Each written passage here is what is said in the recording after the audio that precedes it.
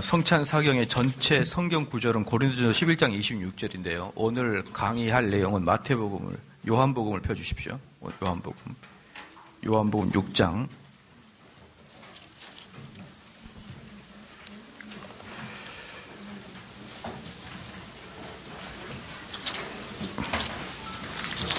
요한복음 6장 64절 말씀입니다.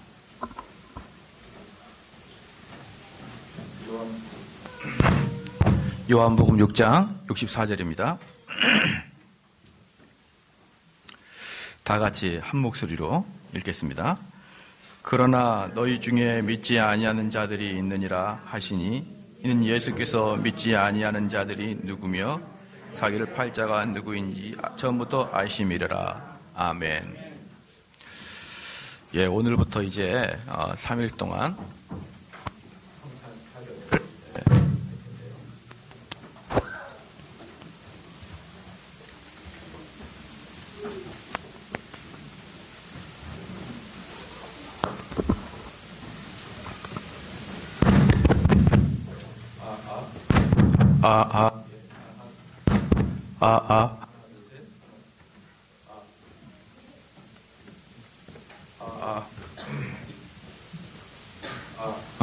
하나, 둘, 셋. 이게 잘 들려요? 아니면, 여기 잘 들려요? 첫 번째, 두 번째. 두 번째가 잘 들리죠? 그래서 제가 요걸 해요. 요게 잘 돼도.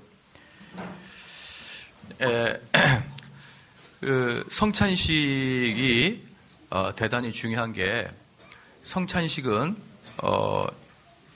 종교개혁이 성찬식 때문에 이루어졌다고 해도 과언이 아니에요.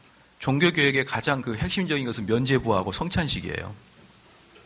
왜 성찬식의 문제 때문에 종교개혁이 이루어졌냐 그러면, 중세 카톨릭은 지금도 마찬가지지만, 예수 그리스도와 인간의 연합을, 떡을 먹을 때 연합이 이루어진다, 이렇게 이야기를 해요, 걔네들은.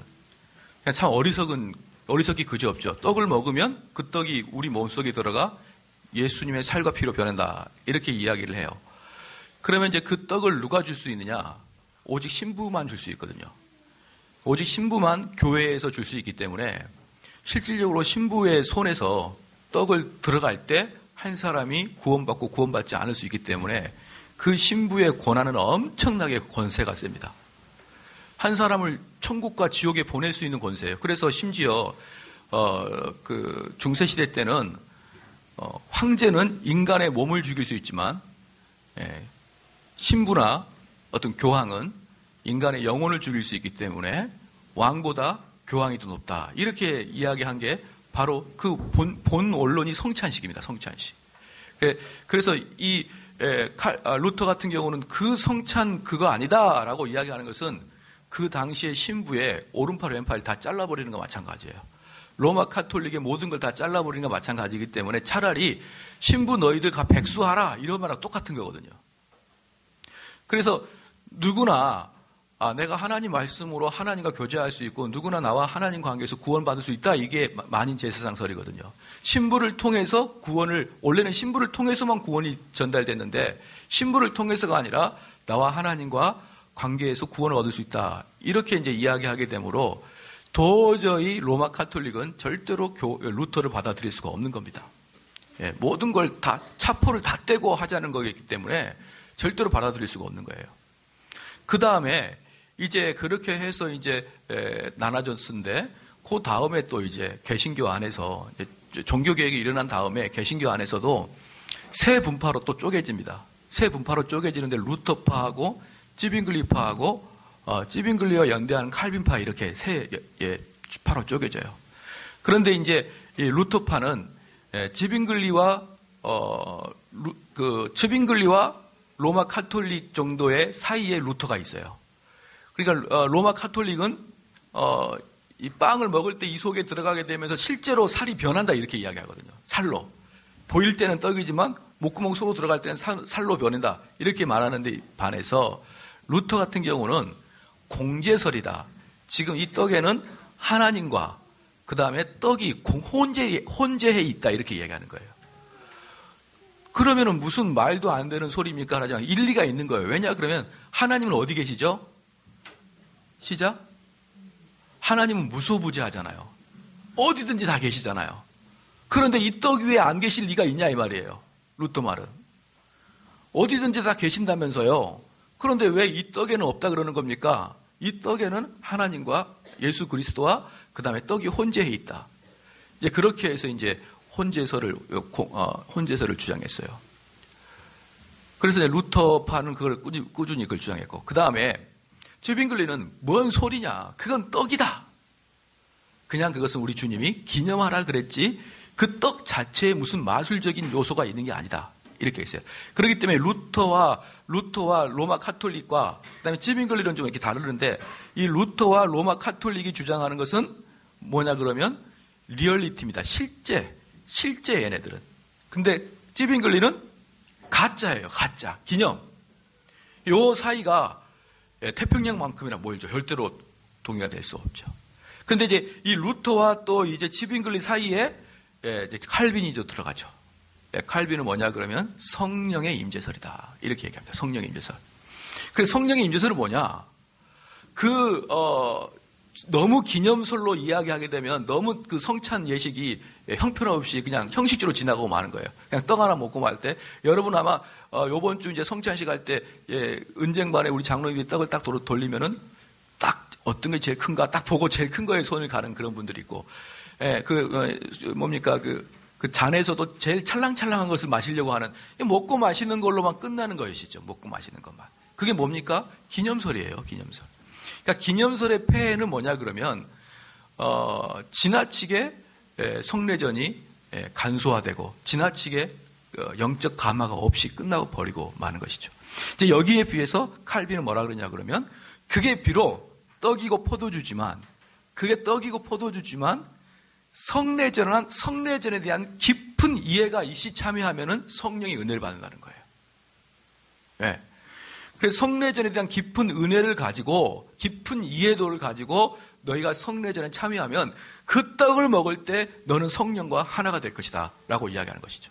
그래서 로마 카톨릭과 루터와 칼빈은 세 파트 다 리얼리티입니다. 실제화. 근데 쯔빙글리만 기념이죠. 그래서 우리나라 장로교는 전반적으로 쯔빙글리 이론을 따르기 때문에 한국교회 성례전은 그냥 형식적으로 하고 지나가는 거예요. 우리 한국교회는 장로교는 거의 대부분 칼빈을 따르지만 요 성례전만큼은 쯔빙글리를 따라요. 그래서 이 성례전을 지나치게 형식적으로 지나가는 경우가 너무 많습니다. 그래서 이것에 대한 피해 때문에 그러니까 그 장로교회 발생지가 스코틀랜드인데 이 장로교회에서 이렇게 쯔빙글리 이론을 가지고 성례제를 해보니 이것의 피해가 역시 나타나는 것이죠. 성찬을 준비할 때 목사님이 성찬을 준비하십시오. 다음 주 성례전입니다. 그래도 뭘 어떻게 준비할지 모르는 거죠. 그래서 스코틀랜드에서는 성례전이 있는 그 전주 한 주간 동안을 성찬 사경회를 그렇게 합니다. 성찬 사경회를 하는데 이걸 제가 이제 알았죠. 이 스코틀랜드는 한 주간 성찬 사경회를 하는구나. 이렇게 하면서 제가 이제 거의 우리나라에서는 거의 최초로 성찬 사경회를 하고 성례전을 합니다. 아마 개혁교회를 다녀도 성찬 사경회를 하는 교회는 그렇게 많지는 않을 거예요. 그러니까 이게 성찬 사경회를 해서 성례전의 의미를 분명히 알았을 때 그 사람이 성례전에 참여했을 때 칼빈이 말했던 그런 성령의 임재를 경험하게 되는 것이죠. 아시겠죠? 그게 바로 성찬 사경회의 간단한 설명입니다. 그러면 성찬 사경회를 하기 위해서 그러면 성례전이 무엇인가? 라는 것을 아는 것도 중요하지만 그것은 3일째 세 번째 되는 날 성례전은 무엇인가를 이야기할 것이고 그것보다 더 중요한 건 뭐냐면 실제화. 뭐죠? 성찬은 예수 그리스도가 나의 죄를 위해서 자기 몸을 찢고 피를 쏟으신 그것을 기념하는 날이기 때문에 실제성이 뭐냐 그러면 나의 죄에 대한 것을 깊이 깨닫는 것이 이틀 동안 있어야 되는 것이죠. 나의 죄가 무엇인지를 깊이 깨닫는 자가 세 번째 날 성찬식이 무엇인가에 대해서 알아야 되는 것이고 그래야만 진짜 성찬식이 우리에게 주고자 하는 일들이 발생한 것입니다. 그러면 이제 누가 불신자인가? 그래서 우리가 불신자에 대한 이야기부터 좀 해나가야 됩니다. 오늘 이제 요한복음을 펴주시고요. 6장.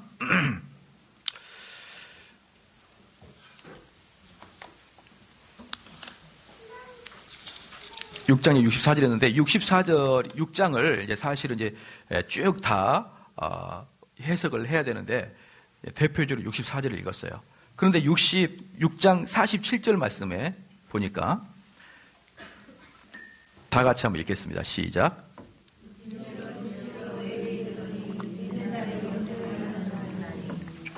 예, 여기서 이제 6장에서 이야기하는 게 뭐냐 그러면 그리스도는 자신을 믿어야 할 필요성과 또 믿을 때 얻게 될 유익 그리고 믿음으로 말미암아 영생을 누릴 권리를 획득하는 것을 강론했고요. 그 다음에 이제 자신은 생명의 떡이다 이렇게 이제 이야기했어요. 자신은 생명의 떡이다라고 이야기했는데 생명의 떡은 여러분 요한복음 강론 들은 사람 또는 히브리서 들은 사람 중에 생명의 떡은 구약에 뭐랑 같죠? 시작? 만나랑 같잖아요. 만나. 그러니까 그 구약의 모세는 예수 그리스도 예표인 것이 아시죠? 여러분 혹시 그 모세가 십계명을 받을 때가 절기로 어떤 절기인지 아십니까? 이스라엘 절기 중에 6월절은 애굽에서 해방한 날이죠. 6월절에 해방한 날이고 그 다음에 6월절 다음에 일주일이 7번 있는 날이 77절이에요. 77절. 그래서 그 77절은 77은 49니까 그 다음날 하는 거니까 50일. 그래서 6월절 끝나고 50일 만에 무슨 절이 있어요? 그렇죠. 말은 쉽죠. 77절이기도 하고 오순절이라고 하는 게 있어요. 그 77절은 뭘 하냐 그러면 또 다른 말로 초실절이라고도 해요. 초실절. 그게 첫 열매를 맺을 때죠. 그 다음에 그 오순절이 지난 다음에 또 무슨 절이 하나 있을까요? 3대 절기. 이스라엘 3대 절기. 예, 장막절. 예, 장막절이에요. 예, 장막절이 있는데, 장막절은 이 음식을 창고에 쌓는 기념으로 장막절을 해요. 그러면 이스라엘의 3대 절기가 6월절, 그 다음에 77절, 그 다음에 장막절이거든요. 그러면 이 세 개 중에 모세가 율법을 받을 때가 언제일까요? 그건 성경에 안 나왔는데 말라기에서 마태복음 사이 이 400년을 중간사라고 하거든요. 말라기에서 마태복음 사이, 구약과 신약 사이를 400년을 중간사라고 그러는데 그 중간사의 유대인들은 그 77절을 언제 지켰냐면 오순절에 지켰습니다. 오순절에. 그래서 우리 기독교인들도 모세가 율법을 받을 때가 오순절이라고 이렇게 얘기합니다. 그렇죠? 오순절에 지키고 있었으니까. 유대의 백성들, 선배들이 저기 뭡니까? 민족의 조상들이 모세가 율법을 시내산에서 율법을 받은 날을 오순절로 기념하고 있습니다. 그럼 오순절에 또 우리 뭐가 있었습니까? 하나, 둘, 셋. 오순절에 또 사건이 어떤 사건이 있었죠? 하나, 둘, 셋. 그렇죠.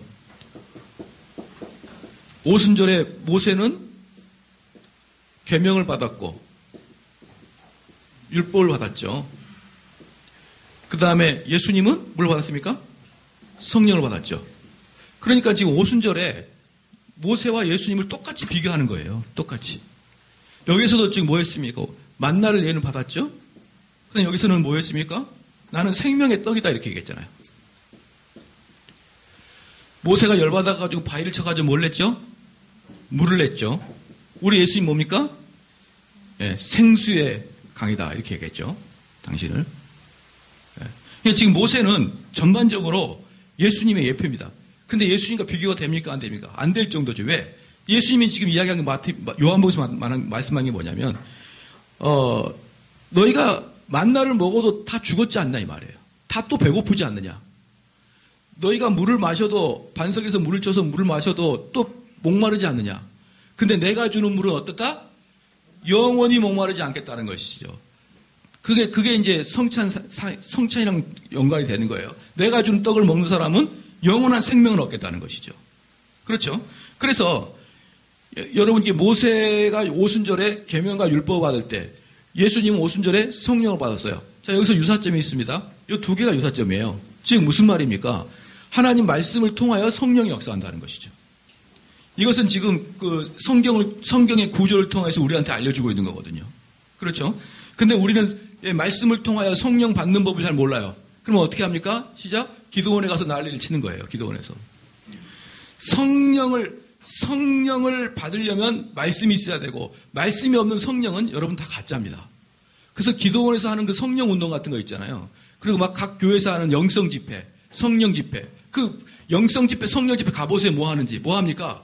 북치고 장구치고 계속 노래 부르겠다는 거예요. 뛰고 손 들고 노래 부르겠다는 거예요. 그게 성령 집회예요. 근데 성령을, 그걸 왜 모르냐? 지금 한국의 성령 운동은 누가 하고 있습니까? 오순절 계열들이 해요. 순복음 계열들이. 그러니까 순복음 계열들이 이것에 대해서, 이것은 조직신학적인 용어이기 때문에 이것은 장로교적 관점에서는 잘 발견이 돼도 오순절 관점에 잘 못 발견해요, 이런 것을.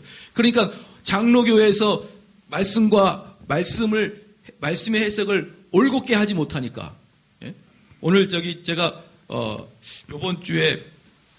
이번 돌아온 주간이 그 무슨 주간인 줄 아시죠? 종교개혁 주간이에요, 또. 돌아온 주간 종교개혁주예요.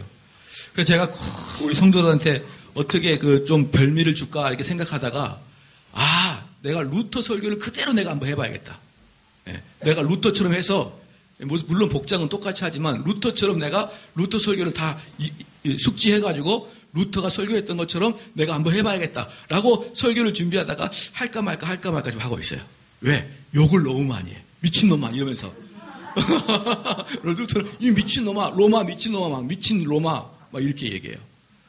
그 중에 이제 루터가 했던 말 중에 하나가 뭐냐면, 참된 교회는 어떤 교회냐? 말씀이 참돼야 되는 거예요. 말씀이 참돼야 된다. 말씀이 참되지 않는 교회는 교회가 아니다라고 루터는 이야기를 해죠. 그것은 이거랑 똑같습니다. 말씀이 참되면은 참된 성령이 나타날 것이고, 성령의 역사를 기다리려고 그러면 여러분 말씀을 곧이곧대로 해석을 해야 되는 것이죠. 그래서 루터가 하는 말이, 너희들은 사회에 나가면 무엇을 들을 건데, 사회에 나가면은 악한 자를 어떻게 처벌할 것인가? 선한 자를 어떻게 보호할 것인가? 경제를 어떻게 할 것인가? 이런 것은 세상에서 들을 것이다. 그런데 교회에서는 이런 거 하지 말라는 거예요. 교회에서는 이런 말도. 교회에서는 이런 말 하지 마라. 왜? 그것은 무엇이 아니니까? 하나님 말씀이 아니니까. 그래서 이러한 것들이 자꾸 들어오는 거를 말씀에 뭐가 들어오는 것이죠? 이물질이 들어오는 것이죠. 자, 그러한 곳에서는 성령의 역사가 나타나기 어렵다는 거예요. 그래서 여기서도 보면은 말씀은 성령과 연관되어 있다는 것을 여러분이 분명히 아셔야 됩니다. 그렇죠? 그래서 이제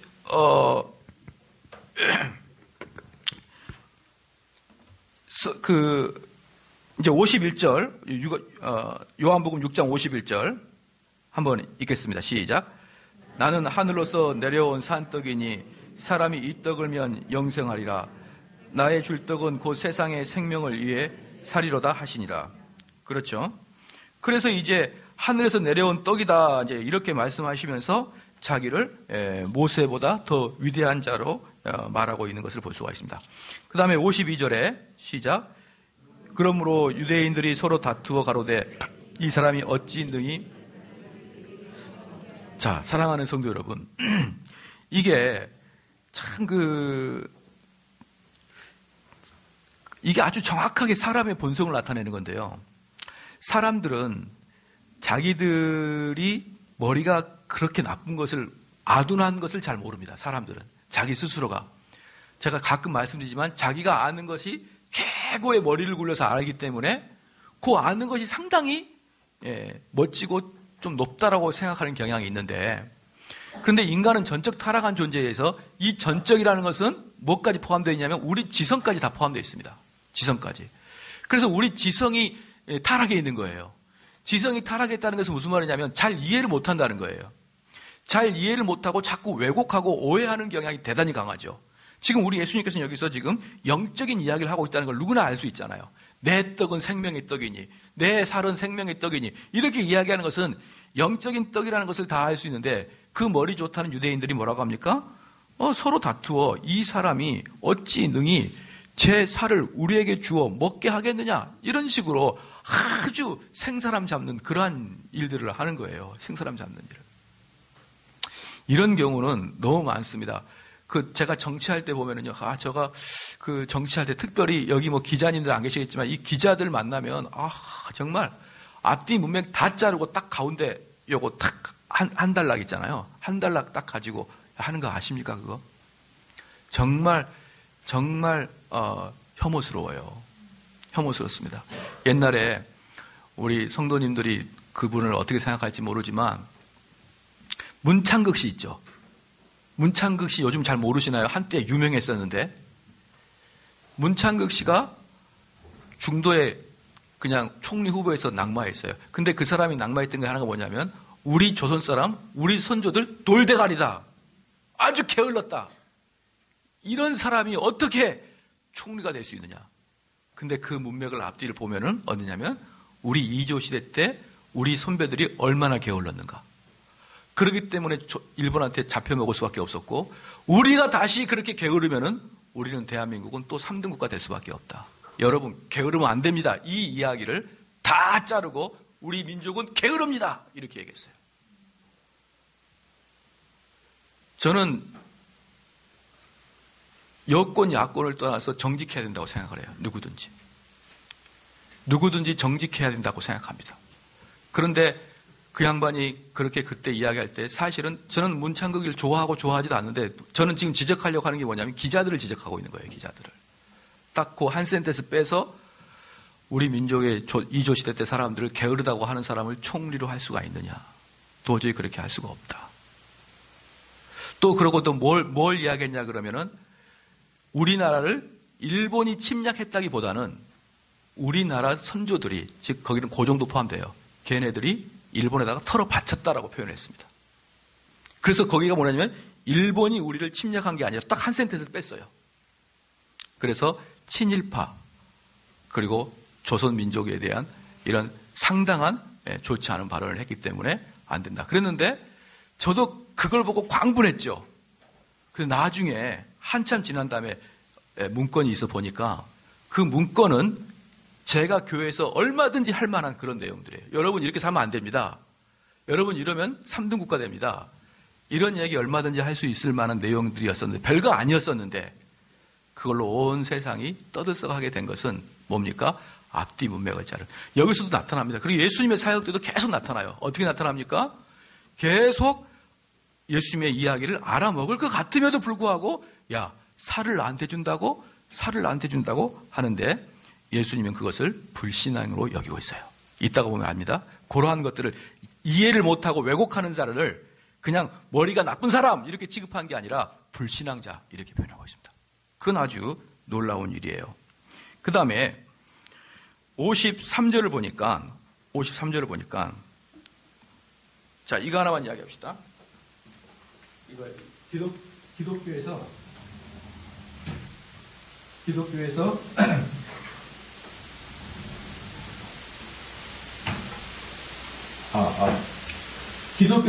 독특한 죄가 하나 있습니다. 그게 뭐냐면 무지하고 그 다음에 강팍이 합치면 이 무지하고 강팍을 합치면 대단히 기독교에서 큰 죄로 와요. 그러니까 이런 죄를 갖고 있는 자가 사실은 너무 많습니다. 무지해요. 왜? 여러분 우리 솔직히 한번 얘기해 볼까요? 여러분 성경 얼마나 집에서 공부하나요? 중세시대 때는 성경을 금지서로 마귀가 정했습니다. 마귀가 아무도 성경을 읽지 못하도록 금지서로 정했는데 지금은 마귀가 성경을 다 오픈해놨어요. 왜? 안 읽으니까. 성경을 읽지 않고 성경을 공부하지 않는 시대죠.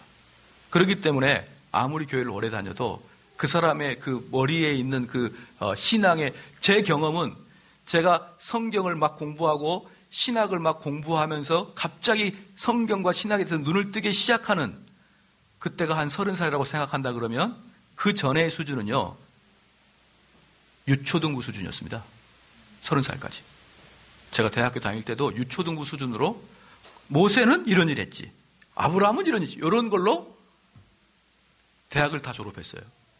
그러니까 몸뚱아리는 크고 내가 학교에서는 국어책, 산수책 보다가 이제는 무슨 개론, 무슨 뭐 미시경제학 이런 걸 보는 책 자체는 엄청나게 증가했는데 제가 알고 있는 제가 생각하는 인생의 가치관은 유초등부 때랑 똑같아요.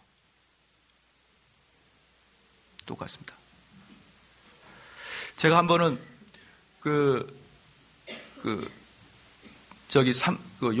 용산에 있는 예수교회, 용산에 예수교회가 하나 있어요. 그 교회 모 제이 목사님이 책을 썼는데 무릎팍 시리즈를 쓴 적이 있어요. 여러분 아실까 모르겠습니다. 지금부터 한 10몇 년 전에 아주 유행해. 15년 전에 아주 유행했어요. 15년 전에. 무릎팍 씨름, 그래서 새벽 무릎팍, 뭐 이런 거 있어요. 낙타 무릎팍 이런 게 있었어요. 그 책이 너무 좋은 거예요. 그 책이 그리고 한국 교회 청년들한테 얼마나 인기가 좋았는지 모릅니다. 그건 막 명문대생들도 막 읽고 좋아했습니다. 그래서 그 교회 막 모토가 뭐냐면 올해 사법고시 몇 명 합격, 이게 그 교회 모토였어요. 몇 명이지? 뭐 9명? 그래서 뭐 웬만한 대학보다 3일교회가 사법시 더 많이 합격시킨다고 할 정도로 그렇게 엘리트들이 많았는데 그들이 보는 책들이 그 무릎팍 시리즈였습니다. 무릎팍 시리즈. 근데 저도 보니까 너무 좋은 거예요. 너무 좋아서. 근데 어느 날 제가 신학을 좀 공부하다 보니까 이거 수준이 너무 낮네라는 생각을 했습니다. 그래가지고 제가 한번 큰 도전했어요. 어떤 도전했느냐? 우리 교회 주일학교 4학년에서 5학년 애들 캠프를 데려가가지고 3박 4일 동안 아무것도 안 시키고 그 책 주고 읽고 독후감 느낀 거 말하라고 했어요. 그 책 주고 느낀 거. 근데요, 4학년에서 5학년, 6학년 애들이 그거 보고 다 감동받아요. 무슨 말인지 아시겠죠? 우리나라 청년들, 우리나라 성인들이 초등학교 4학년도 보고 감동받을 책으로 감동받고 있다는 거예요. 이게 무지의 극치 아닙니까? 제가 수상해서 하루는 여러분 주일학교를 맡고 있는 사람이 여름 성경학교가 얼마나 중요한 시즌입니까? 그 시즌에 다 내가 실험을 했다니까. 아마 그 애들이 누구냐면 아마 승주 얘네들일 거야 아마. 다 데려가가지고 읽어봐. 그래서 그때 애들 4, 5학년들 다 보니까 다 느끼고 감동받고 이야기하는 거예요. 딱 정확하게 다 이야기하더라고요. 거기 책에 나오는 거죠. 사랑하는 성도 여러분, 이게 한국교회 수준입니다. 한국교회는요, 4, 5학년, 5학년, 중학교까지 갈 필요 없어요. 초등학교 정도의 수준으로 책 써놓으면 날개 돋친 뒤팔립니다. 누가? 각 교회 그냥 근엄한 자들이, 각 교회 청년들이, 각 교회 머리 좋은 애들이 그거 읽고. 그러니까 무슨 말이에요? 이 육체적인 지식은 올라가는데 영적인 지식은 더디 올라가고 심지어는 안 올라가고 평생 그대로 있는 경우가 얼마나 많냔 말입니다. 그래서 무지한 자가 강팍한 성향을 갖고 있으면 그 사람이야말로 가장 큰 죄인이라는 거예요. 왜? 그 사람은 절대 회개할 수가 없으니까. 되셨죠? 그래서 53절에 보겠습니다. 53절에 예수께서 이르시되 내가 진실로 진실로 너에게 이르노니 인자의 살을 먹지 아니하고 인자의 피를 마시지 아니하면 너희 속에 생명이 없느니라. 내 살을 먹고 내 피를 마시는 자는 영생을 가졌고 마지막 날에 내가 그를 다시 살리리니 내 살은 참된 양식이요 내 피는 참된 음료로다. 그렇죠? 그 다음에 56절에 내 살을 먹고 내 피를 마시는 자는 내 안에 거하고 나도 그 안에 거하나니. 그러니까 요 말씀 구절을 가지고 뭐 합니까? 로마 카톨릭 애들은 떡을 먹으면 우리 예수님이 내 안에 거하고 내 안에 임재한다. 이렇게 여기고 있는 것이죠. 그래서 57절에 살아계신 아버지께서 나를 보내심에 내가 아버지로 인하여 사는 것 같이 나를 먹는 그 사람도 나로 인하여 살리라. 이것은 하늘에서 내려온 떡이니 조상들이 먹고도 죽은 것 같이. 조상들이 먹은 게 뭐죠? 만나죠, 만나. 조상들이 먹고도 죽은 것 같지 아니하며 이 떡을 먹는 자는 영원히 살리라. 왜 여기서 우리 예수님께서 모세를 언급했냐 그러면 이 바리새인들이 모세를 가장 존경하고 있었기 때문에 그러는 것이죠. 그러니까 모세가 내리는 그 만나도 대단히 위대한 것이고 하나님이 살아계시고 하나님의 역사함의 증명인 걸 맞다. 그러나 그것도 나에게는 미치지 못한다라고 하면서 59절에 이 말씀은 예수께서 가버나움 회당에서 가르치는 거예요. 회당에서. 지금 뭐 합니까? 이제 들이받겠다는 거예요. 예수님도. 이제 정면 돌파하겠다는 거예요. 회당에서 딱 가르치고 무슨 말입니까? 나는 모세보다 더 위대한 자다라고 이야기하는 거예요. 한마디로. 나는 너희들이 가장 존경하는 모세보다 더 위대한 자다라고 회당에서 딱 이야기합니다. 막 떡 어쩌고 피 어쩌고 이렇게 하면서. 그러니까 사람들이 뭐 합니까? 60절에 다 같이 한번 읽겠습니다. 시작.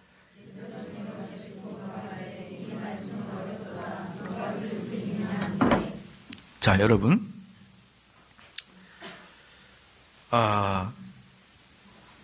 여기서 보면은 이제 좀 우리가 또 하나 알아야 될 게 뭐냐면 이런 사람이 있어요. 나는 정대원 목사님의 거의 대부분은 동의한다. 그런데 요것은 내가 동의를 못하겠다. 이런 분들은 분명히 계실 거예요. 그것도 사람이니까 그럴 수 있죠. 근데요, 저는 그거 압니다.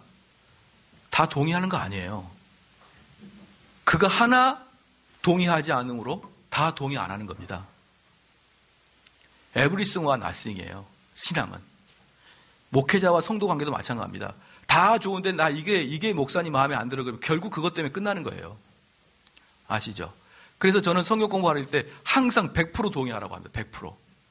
100% 동의해야 우리가 끝까지 가는 거예요. 다 좋은데 늘상 말하지만 저는 다 좋은데 이런 말 싫어한다고요. 그러니까 지금 여기서도 봐보십시오. 60절에 제자 중 여럿이 듣고 말하되 이 말씀이 어렵도다. 이 어렵도다 하는 말 무슨 말이다 그랬죠? 제가? 동의할 수 없다는 말이에요. 동의할 수 없다. 왜? 나중에 이들이 다 떠납니다. 66절에 봐보 한번 읽을게요. 66절에 시작. 이러므로 제자 중에 많이 물러가고 다시 그와 함께 다니지 아니하되. 그러니까 60절에 그 제자 여럿이 듣고 말하되 이 말씀이 어렵도다. 이것은 동의가 안 되는구나 라고 하는 거예요. 그런 다음에 결국은 떠납니다. 그런데 이들의 직함이 뭡니까? 시작. 제자예요. 제자. 그러니까 예수님의 가르침에 매료돼서 따라다닌 사람이란 말입니다.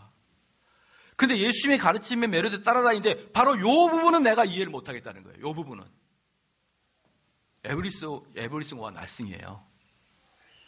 여러분 그렇게 우리가 넉넉하게 살아가면 안 됩니다. 내가 이런 부분은 동의하지만 이런 부분은 동의할 수 없어요. 요렇게 신앙은 이런 게 아니에요. 일반 사회는 그게 돼도 신앙은 흑백 아니면은 흑백 논리는 아니지만 완전히 개혁주의냐 복음주의냐 완전히 들어가야지만 왜?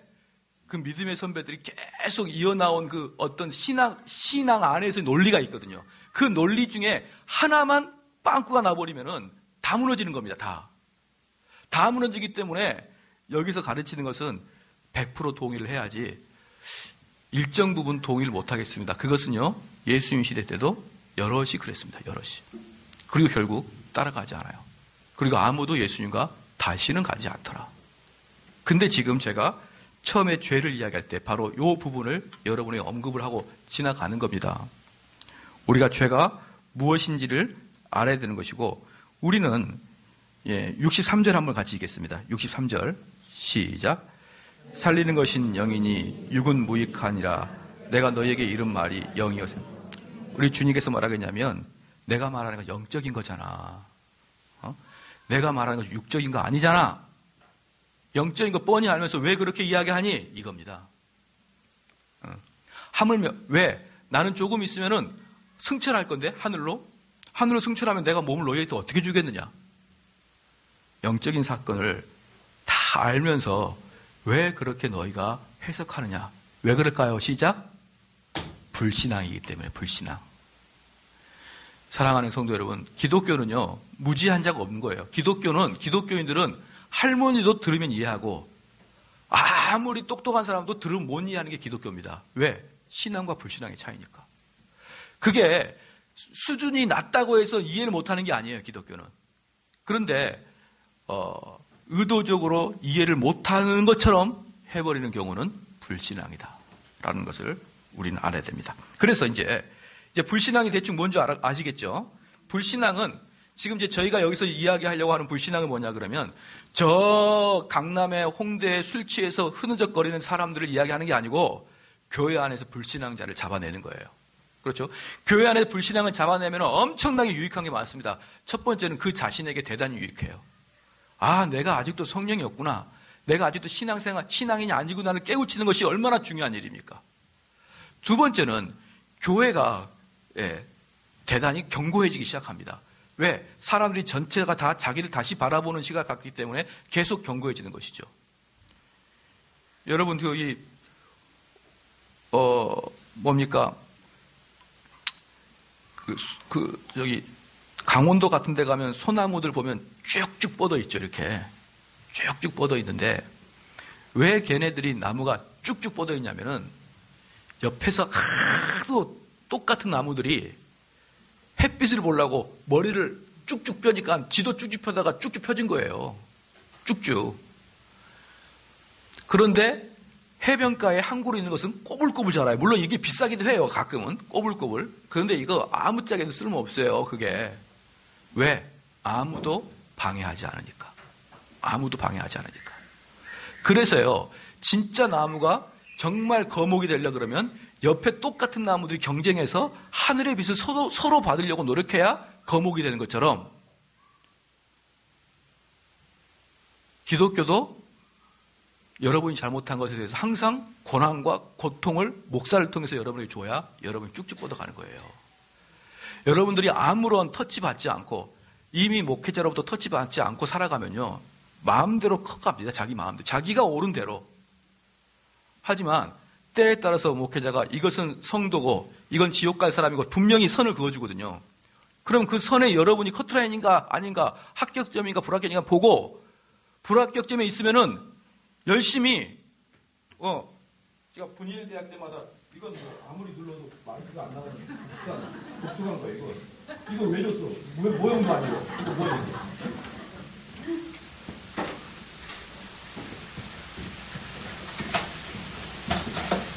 자, 봐봅시다. 그 분일대 때 제가 말씀 많이 했지만 항상 기준을 강하게 높여야 되는 거예요. 기준을. 하나님 말씀의 기준을 강하게 높여서 너희들 다 지옥! 이렇게 이야기해야 되는 거예요. 왜 그게 중요하느냐? 우리가 천국 가는 기준을 높이 올리면 천국 가는 기준을 낮게 올리잖아요. 우리는 예수 그리스도를 나의 구주로 고백했으니까 다 천국 그래 버리잖아요. 그럼 누구나 다 뛰어들어갑니다. 다. 근데 이걸 기준을 높이면 어떻게 되는 거예요? 자, 첫 번째는 내가 이 기준에 넣어서 정말 신실한 성도는 이것을 펄쩍펄쩍 뛰어넘어가는 거예요. 그래서 펄쩍펄쩍 뛰어넘어서 시선을 아래로 딱 깔면서 우와 나는 이것도 넘었네라고 하면서 기쁨과 즐거움이 있는 거예요. 이 사람한테는. 그러니까 목사가 설교를 강하게 한다는 뜻이 뭐냐면 신경질에서 한다는 게 아니고 아주 구원의 도를 바짝 좁히는 거예요. 바짝. 웬만해서는 구원의 도도 근처에도 못 가도 바짝 좁히는 거예요. 그런데 설교를 오래 듣다 보니까 내가 이 좁은 길에 맞는 인격을 갖추고 있는 거예요. 그럼 그 사람은 기쁨과 즐거움과 확신에 살아요. 설교가 강하고 설교가 그 구원의 도가 가늘면 가늘수록 소망과 확신과 기쁨이 있는 자가 많아진단 말이에요. 그 다음에 또 하나 그 사람 거듭나지 않고 불신자도 교회에 있을 거 아니에요. 그런 사람은 계속 팅팅 튀어나갑니다. 계속 튀어나가요. 계속 튀어나갈 수밖에 없는 위치에. 그렇죠? 계속 튀어나갈 수밖에 없는데 이 사람은 결국 탈락하고 말아요. 탈락하고 마는데 우리는 이제 교회가 어차피 또 인간들이 사는 곳이라 요 탈락하고 나가는 사람은 되게 아까워하는 거단 말이에요. 아까워한다고 그걸. 얘네들은 그 예정설에 의하면 선택하지 못한 자인데 아까워하는 거예요. 왜? 구원의 도를 얇게 하면 가기 싫거든요. 거기를. 그럼 이제 문제가 뭐냐 그러면 믿음이 연약한 자예요. 믿음이 연약한 자는 얘도 계속 탈락이 되는 겁니다. 탈락이 되는데 믿음이 연약한 자는 믿음이 있는 자입니까? 없는 자입니까? 믿음이 있는 자예요. 믿음이 연약한 자는 믿음이 있는 자란 말이에요. 그래서 이것을 이 사람을 동경하고 왜? 마이크 돼? 이 사람을 동경하는 거예요. 믿음이 연약한 자는 이 사람을 동경해요. 그래서 이 사람처럼 넘으려고 계속 자기도 믿음의 경건의 훈련을 계속 하다가 어느 날 넘어가 버리는 거예요. 그리고 이 사람들은 교회에서 잘라내야 돼요. 여러분. 이들을 아까워하면 안 됩니다. 잘라내야 되는 거예요. 그래서 말씀의 기준을 높이는 거예요. 이건 청교도들이 항상 하는 얘기입니다. 말씀의 기준을 낮추면은 개나 고동이나 다 들어와 앉아가지고 교회를 시장통, 잡동사니 만들고요. 말씀을 높여버리면은 순수한 신앙인들만 들어오게 돼 있는 것인데, 그게 바로 교회가 왜 목회자가 말씀을 강하게 하고 왜 목회자가 사람들을 가슴을 찌릿찌릿하게 계속 설교를 단두대를 치는 이유가, 제가 늘상 말씀드리지만 제가 아현동에 있을 때마다 유머 되게 잘했다니까요. 설교 시간 반이 유머였어요. 안 하는 이유는 제 성향이 바뀐 게 아니고 그게 죄라는 걸 알았기 때문에 안 하는 거예요. 그걸 죄라는 게. 알겠죠? 그래서 우리는 말씀을 기준을 높여야 된다. 높여야 되지만 드디어 불신앙자가 걸러진다는 것이죠. 드디어 불신앙자가 걸러진다. 아시겠죠? 그러면 무슨 말입니까? 청교도들은 또는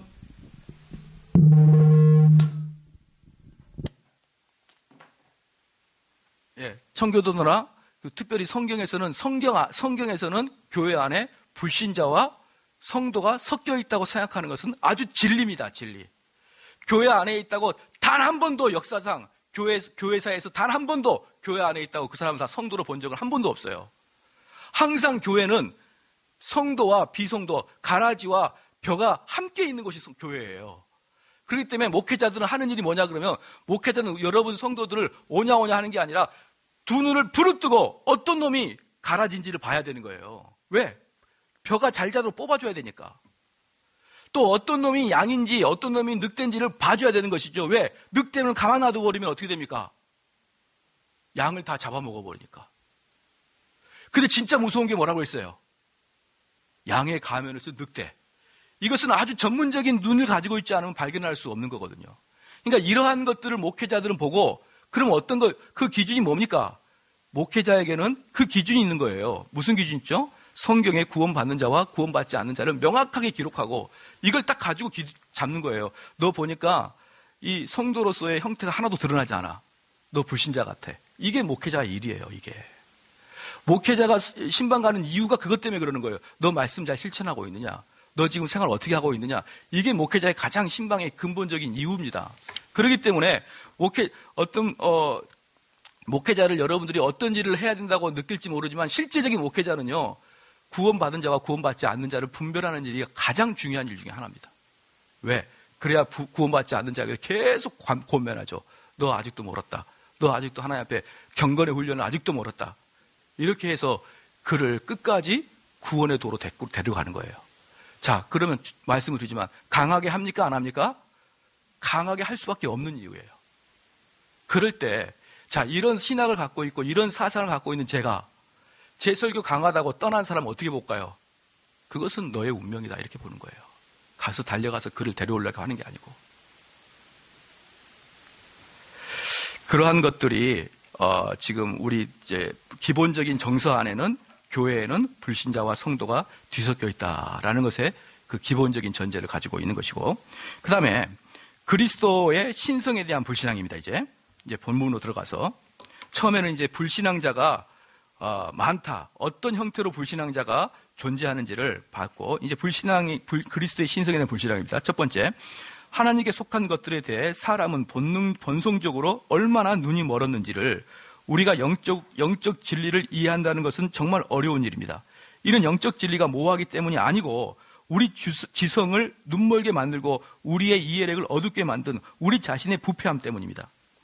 유대인들은 메시아를 비록 모형으로 배웠더라도 배웠고, 유월절 어린 양과 유월절 의식은 그리스도에 대한 뭔가를 가르쳐줬습니다.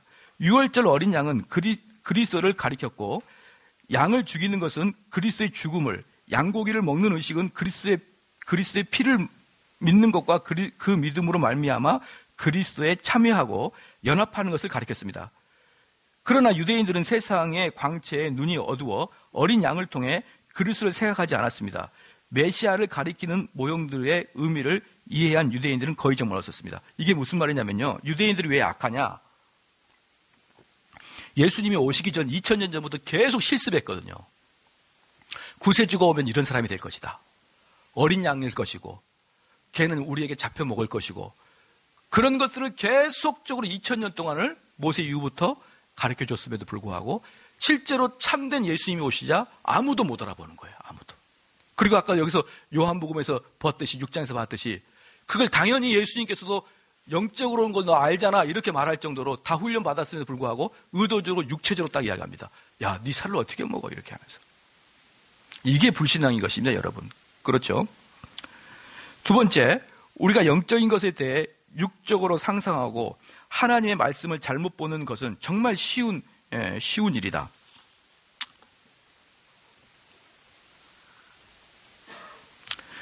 한번 생각해 볼까요? 그 당시에 예수님 한번 생각해 보십시오. 예수님 흠도 없죠. 예수님 언제 가서 싸운 적도 없죠. 어디 가서 사기친 적도 없죠. 그 당시에도 예수님 그랬잖아요. 그들이 볼 때도 아무 흠 잡을 데가 없는 분이었거든요. 근데 하물며 그분이 내 살을 먹어라, 내 피를 먹어라 이렇게 했겠냐고요. 상식적으로. 상식적으로 맞지 않다. 하나님 말씀을 올바로 알 수 있게 해달라고 성령께 열심히 구하고 근면하게 연구해야 한다. 오직 성령의 빛만이 우리로 하여금 복음을 깨닫도록 효력을 미친다. 그렇죠. 세 번째, 그리스도의 신성을 4개의 구절에서 3번이나 주장하고 있다. 61절 한번 봐볼까요? 61절 요한복음. 한번 같이 읽겠습니다. 시작. 예수께서 스스로 제자들이 이 말씀에 대하여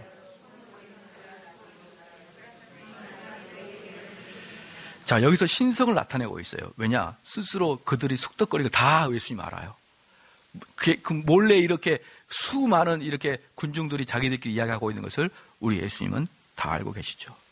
그렇죠. 그 다음에 62절에 보면은 또 한번 읽겠습니다. 시작.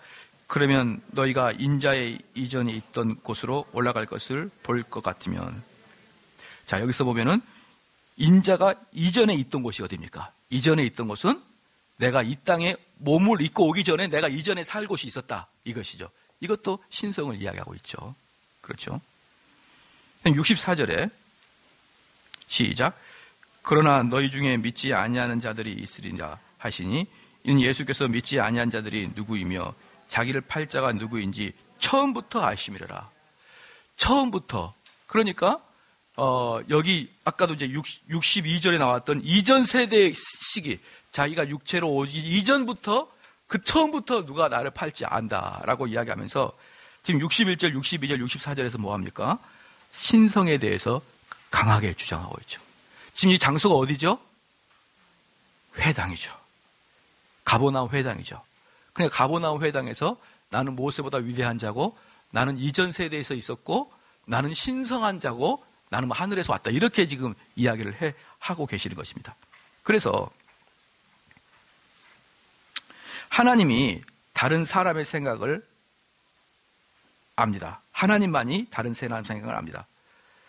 자, 거기다가 이렇게 밑줄 하나 긋고, 여러분들이, 항상 조심할 것은 대충 보고 다른 사람 마음을 알려고 하지 말란 말입니다. 그렇죠? 그것은 때로는 우리가 맞힐 수가 있어요. 그리고 어떤 분들은 그것을 맞히는 것이 약간 전문가가 있습니다. 딱 보고, 아, 이놈은 무슨 생각하고 있구나. 아주 영안이 밝아서 알 수가 있어요. 그런데 그 사람들은 불행합니다. 왜 불행하죠? 시작. 하나님의 영역을 침범했으니까. 사람의 마음을 아는 것은 하나님만이 알게끔 되어 있는데 사람이 자꾸 제가 나를 지금 어떻게 생각하고 있겠구나. 지금 제가 무슨 꿍꿍이 속을 부리고 있구나. 이렇게 사람의 마음을 아는 자리로 자기가 심판대로 올라가게 되면은 말씀을 드렸잖아요. 성공할 수도 있습니다. 왜? 남들의 마음을 꿰뚫어 봤으니까. 남이 나한테 도전하지 못하게 처음부터 그를 처단할 수 있습니다. 얼마든지. 그러나 행복하지는 않아요. 그에게는 절대로 행복이 따라가지 않습니다. 하나님께서 그에게 벌을 주시기 때문에 그래요. 결국 그 사람들은 그래서 하나님만이 다른 사람의 생각을 안다.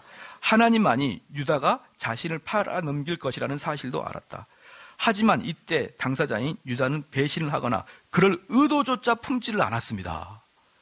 의도조차 품지를 않았는데 우리 예수님은 알고 있어요. 베드로가 그리스도를 부인할 생각조차 못할 때 그리스도를 먼저 알아 예언하셨습니다. 그때 베드로는 단호히 부인했습니다. 내가 주와 함께 죽을지언정 주를 부인하지 않겠나이다 라고 말했습니다. 그러나 나중에 베드로는 그리스도를 저주하며 맹세하여 나는 사람을 알지 못하노라 라고 말한 것은 그리스도 예지의 확실성을 보여줍니다. 봐보십시다. 지금 베드로는 내가 주와 함께 죽을지언정 주를 부인하지 않겠나이다 라고 이렇게 외쳤죠. 그 근거가 뭡니까? 베드로가 이렇게 외친 근거가 뭐죠? 자기 마음은 절대 그럴 리 없다는 거예요. 즉 근거가 뭐죠? 자기 마음이에요. 자기 마음. 그래서 기독교인들은 내가 하겠습니다. 내가 결단한 이게 기독교인이 아니라니까요. 자기 마음을 다잡고 자기 마음을 강하게 붙들고 이런 게 기독교인이 아니에요. 그것은 일반적인 세상에서 그렇게 하는 거예요. 일반적인 세상에서. 그래서 기독교는 그러한 자들이 언제든지 변할 것이라는 것을 오픈하고 있는 것이에요. 만약에 나랑 같이 사역하다가 목사님 저는 목사님을 절대로 배신하지 않겠습니다. 그래도 제 마음속에는 환경이 여의치 않고 때가 어떻게 되다 보면은 나를 떠나고 배신할 수 있겠다는 마음을 항상 열어놓는단 말이에요. 그게 아시겠죠? 그게 여러분 제일 좋은 겁니다. 그게 서로 간에 제일 좋은 방법이에요. 나는 사람들한테 상처받지 아니하고 사람들은 나 때문에 힘들지 않고. 그래서 우리는 항상 말씀드리지만 사람을 믿을 존재가 아니다. 어떤 존재다? 사람은 사랑해야 될 존재다. 그래서 그 사람이 그 마음에 나는 절대로 이때만 해도 베드로가 우리 주님을 배신할 마음이 요만큼이나 있겠냐고요. 가룟 유다가 우리 주님을 팔아넘길 마음이 요만큼이나 있겠냐고. 아무 마음 없습니다. 흔적도 없어요. 그럼에도 불구하고 우리 주님은 다 알고 계시고 인간의 마음의 결심이 얼마나 나약한지도 알고 계시고 그걸 우리도 본받아서 알아야 되는 것이겠죠. 그 다음에 너희 중에 믿지 아니한 자들이 있느니라. 그리스도는 제자들이 그리스도의 말을 듣고 마음이 불편하게 되어 진짜 이유를 드러냅니다. 제자들이 무지 때문이 아니라 불신앙 때문이라고 지적합니다. 불신앙 때문이래요. 불신앙 때문에. 아까도 말씀드렸죠. 60절에 제자 중 여럿이 듣고 말하되 이 말씀이 어렵도다. 누가 들을 수 있느냐라고 할 때 그들은 다 제자였죠. 그리스도가 세상에 세울 왕국에서 발탁되어 출세할 것에 대한 기대 때문에 천성적인 호기심 때문에 또는 유다처럼 이득 때문에 그리스도를 따른 것입니다. 그들을 제자들이라고 호칭하는 걸 보면 어떤 종류의 믿음 또는 신앙 고백을 했던 게 분명합니다. 그러나 불신앙이 동의보다 컸습니다. 이게 불신앙이 동의보다 컸다는 말은 무슨 말일까요? 마음에 다잡아도 마음을 동의를 해줘도 불신앙은 그걸 다 꺾어버립니다. 그러니까 우리가 마음속으로 아무리 서로 호감을 가지고 있고 아무리 존경해도 마음속으로 불신앙자는 그 존경까지 다 끊어버려요. 인간의 마음은. 왜? 인간의 마음은 인간이고 불신앙은 누가 준 거예요? 사탄이 준 거잖아요. 사탄하고 인간이 싸우면 게임이 됩니까? 사탄 몇 살이라고 했죠? 6,000살이죠. 6,000살. 게임이 안 되는 거예요. 그렇기 때문에 불신앙은 내가 아무리 다짐하고 내가 아무리 호감을 가지고 있어도 불신앙을 가지고 있는 사람은 결국은 떠나게 되어 있습니다. 자, 이것은 보잘것없는 믿음입니다. 더 큰 기회가 주어진다면 쉽게 내팽개치고 그 대신에 다른 신앙 고백을 채택할 그런 믿음입니다. 이 당시 많은 제자들이 그랬어요. 이들이 잠시 동안일지라도 주님을 따르던 내내 비록 행동으로 드러나진 않았어도 그 불신앙 속에 배교의 원리를 품고 있었습니다. 이들은 예수님 밑에 저자직강이었다니까. 저자직강 밑에 그대로 예수님 밑에서 턱을 개고 예수님 말씀을 듣고 예수님이 가는 곳마다 우르르 몰려다녔어요. 얼마나 많이 몰려다니는 거 아시죠? 5,000명의 남자들이 몰려다닐 정도였으니까.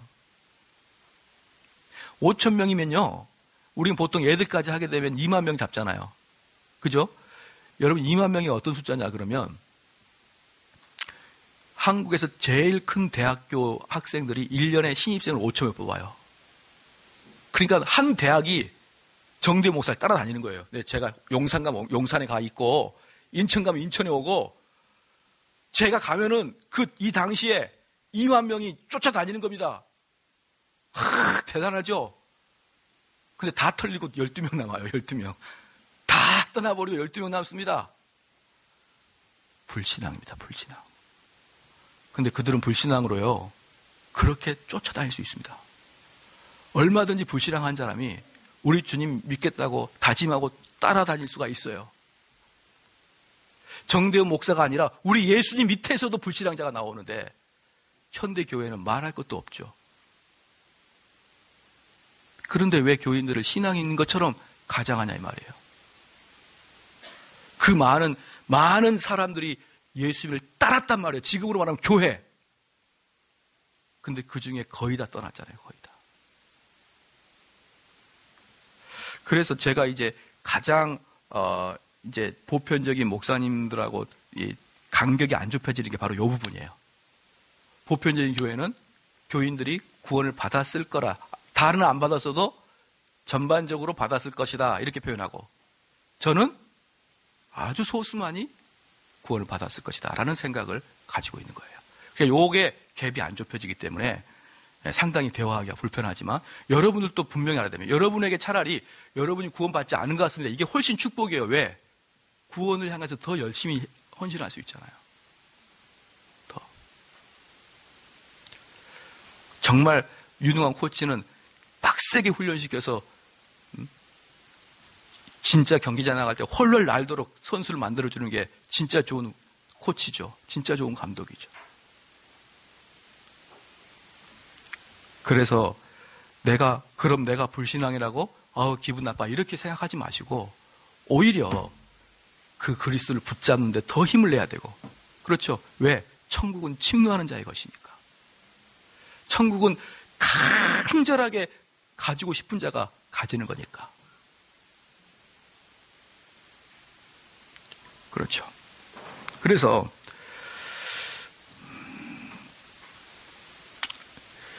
말씀을 듣고 기독교 신자라고 자처하는 많은 아닙니다. 죄송합니다. 교리죠, 교리. 교리 안 했죠. 교리, 말씀을 듣고 신앙을 가진 것처럼 보이는 많은 제자들이 실제로는 불신자다. 신앙 고백적 동의를 할 수 있고, 이는 마음속에 진리에 대한 건전한 확신이 없는 무기력한 믿음입니다. 왜냐하면 이들이 생각하는 것과 다르게 그리스도는 비참했기 때문입니다. 그러니까 지금 시대에도 성경은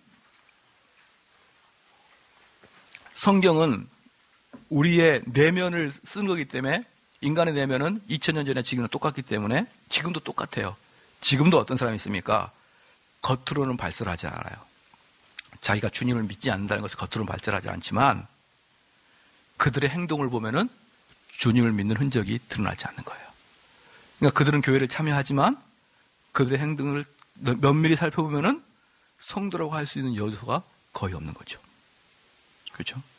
그래서 그들 자신을 위한 하나님의 뜻을 저버리니라의 뜻은 요한의 세례에 공공연하게 반대를 선언하지 않았지만 머리를 꽉 채운 교만 때문에 은밀하게 혐오하는 것입니다. 하나님께 가장 깊이 전념한다는 자들이 그리스도를 가장 크게 반대하는 자들인 경우도 있습니다. 유대인들은 하나님의 유일성을 인정하는 유일한 민족이었고, 유대인 민족 외에 어떤 민족도 메시아를 기대하고 갈망하지 않았습니다. 유대인들은 그리스도에 대해 어떤 민족보다도 특별한 책무를 가졌습니다. 유대인들은 그리스도 백성이었습니다. 유대인들은 말씀을 맡은 특권을 누린 백성이었습니다. 하지만 그들이 그리스도를 가장 크게 환영하는 대신에 가장 큰 모욕을 주며 거절하였습니다. 이제 그리스도는 이방인들보다 자기 백성에게 더 큰 모욕을 당했습니다. 여기서 두려운 게 뭐냐면 성경 많이 알아도 안 된다는 거예요. 많이 알아도. 성경을 많이 아는 것과 그걸 또 신앙과 연결시키는 건 또 다른 문제입니다. 그렇죠.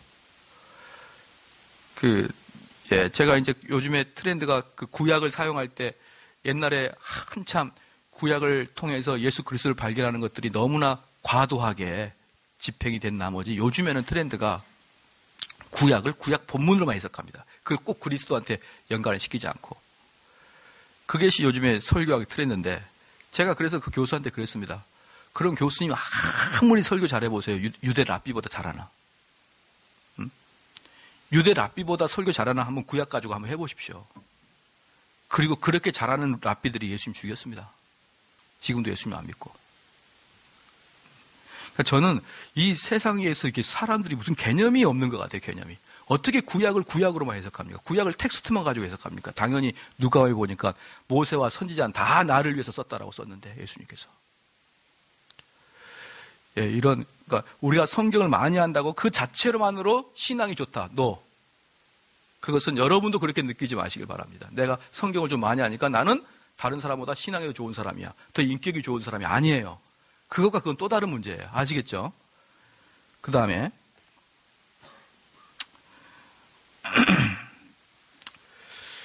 자, 그 다음에 1장 불신앙은 보편적이다. 자, 해봅시다.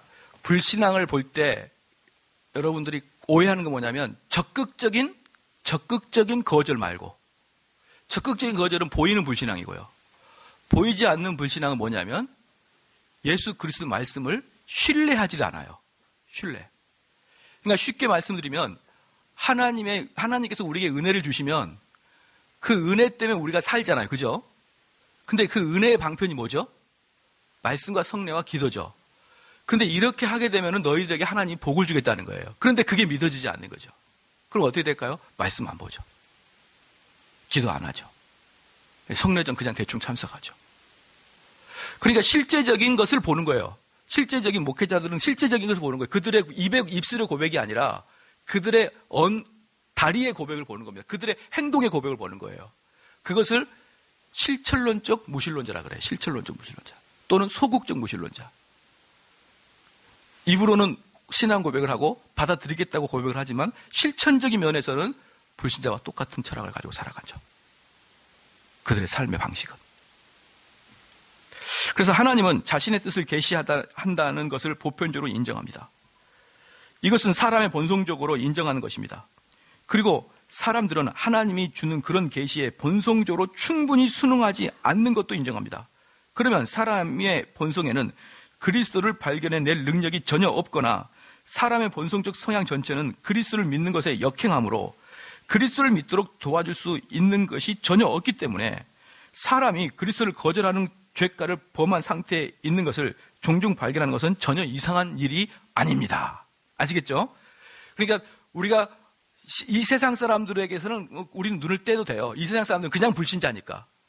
그러나 우리가 때로는 더 신앙을 더 깊이 해야 되는데 그분이 계속 깊이 못해? 그럼 우리는 그분에 대해서 책망할 게 아니라 자연스러운 거예요. 그런 현상들이. 신앙을 열심히 하는 것이 부자연스러운 것이죠. 어떤 사람들은 삼류대학교를 안 좋은 대학 그러는데요. 인류대학이 이상하죠. 왜? 1% 애들만 가니까. 99%는 정상이잖아요. 1%가 이상한 애들이잖아요. 그렇잖아요. 그러니까 우리는 보편적인 게 뭐예요? 공부를 좀 못한 애들이 보편적인 것이고 공부를 잘한 애들은 특별한 애들이잖아요. 그죠? 그것처럼 신앙도 마찬가지예요. 열심히 신앙생활하는 사람은 특별한 사람인 것이고요. 보편적으로 불신앙적 성향을 갖고 있는 것은 자연스러운 일반적인 현상이란 말이에요. 그냥 그게 자연스러운 것이다. 오히려 신앙에 열중하는 것은 대단히 우리 인간의 본성과는 역행하고 있는 모습이다라고 우리는 말씀하고 있는 것입니다. 자, 그래서 말씀을 듣고 기독교 신자라고 자처하는 많은 사람이 불신자라는 것은 분명한 사실입니다. 그 이유는 다음과 같습니다. 첫 번째, 성경은 언제나 신실한 자는 극히 적다고 보고 있기 때문입니다. 여기서 보면 참 재미있는 게 아담의 핏줄은 두 갈래로 나눠졌고 그중 가인은 불신자요. 그 후에 불신앙적 세계의 머리가 됐습니다. 세 세대부터 9세대 만에 세상은 몹시 부패했고 그 세대는 성령을 몹시 반대했습니다. 그래서 하나님은 그들이 모두 육체가 되었고 모든 육체가 부패했다고 선언할 징입니다. 창세기 6장 3절 씁시다. 그냥 창세기 6장 3절 12절 옆에 씁시다.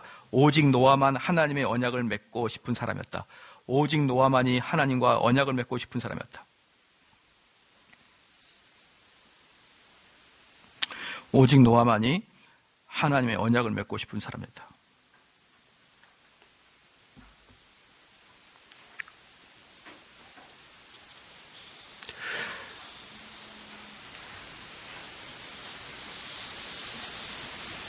그리고 누굽니까? 가나안에서 나와서 애굽에서 나와서 가나안 땅에 들어갈 때 1세대들은 다 죽었죠. 그 중에 몇 명만? 2명 갔죠. 2명만이 가나안 땅에 들어갔죠. 몇 명 중에? 60만 명 중에. 어떻게 알았지? 60만 명이라는 것. 잘하네. 숫자 많이 한다고 천국 가는 거 아닌데. 60만 명 중에 2명만이 하나님을 믿었습니다. 하나님을. 이스라엘 백성. 성경은 항상 의인은 소수라고만 이야기합니다. 여기서도 말씀드렸지만 이스라엘 백성들 중에 2명이에요. 뭐 블레셋, 예굽 막 그런 사람 빼고 아예 대놓고 불신자는 빼고 신자라고 하는 사람들 중에 그 중에 2명. 아합 시대의 수많은 백성 가운데 오직 이때는 좀 많이 남았습니다. 7,000명이 남았어요. 근데 전 국가에서 7,000명만이 하나님을 배신하지 않고 기다리고 있었습니다. 로마서 11장 보겠습니다.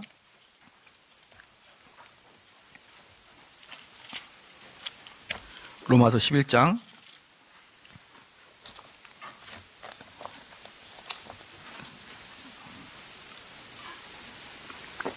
4절 5절 시작. 저에게 하신 대답이 무엇이뇨? 내가 나를 위하여 바알에게 무릎을 꿇지 아니한 사람 7천을 남겨두었다 하셨은지 그런즉 이와 같이 이 제도도 은혜로 택하심을 따라 남은 자가 있느니라. 얼마나 그러냐면 남은 자가 하나도 없어 보이니까 하나도 눈에 남은 자가 없어 보이고 다 배신하는 것 같으니까 하나님이 7천을 남겨뒀다. 7천을. 그것도 뭡니까? 남은 자라. 그게 무슨 뜻이에요? 소수가 있다. 소수가. 예.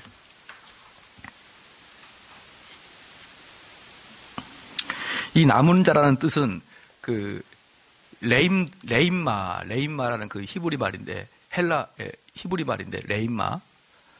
근데 그건 무슨 뜻이냐면 옷에서 한 쪼가리 이렇게 표현하는 거예요. 레임마. 한 귀퉁이 쪼가리 이렇게 이야기할 정도로 아주 소수만이 하나님을 바라보고 있었다. 그리스도는 심지어 유다와 이스라엘에 대해서도 거치는 돌이요 걸려 넘어지는 반석이고 하나님이 세상에 세운 유일한 교회다. 신자들은 그들 중에서도 종종 보이지 않을 정도로 희귀하고 경이로운 존재들이었다. 세례 요한은 자신의 증언을 받는 자가 없다고 단언했습니다. 그러니까 세례 요한도 설교를 했는데 사람들이 지 설교를 안 듣는다고 생각한 거예요. 세례 요한도 설교를 하지만. 자, 보통 백성 가운데 소수만 그리스도를 믿는다. 상류층에는 니고데모와 아리마대 요셉뿐이었다.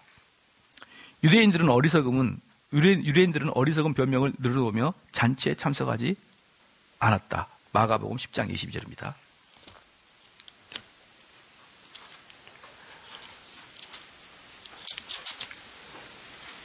마가복음 10장 22절. 같이 한번 읽겠습니다. 시작. 그 사람은 재물이 많고 그 말씀을 인하여 슬픈 게세요. 예, 한번 써볼까요? 모든 조건을 받아들이는 듯하고 모든 조건을 받아들이는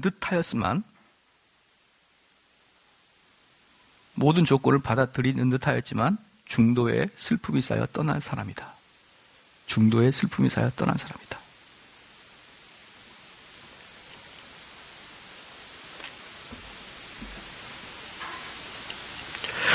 유다는 그리스도를 믿는다고 고백하고 증언했지만 그리스도에 대한 믿음이 조금도 없었습니다.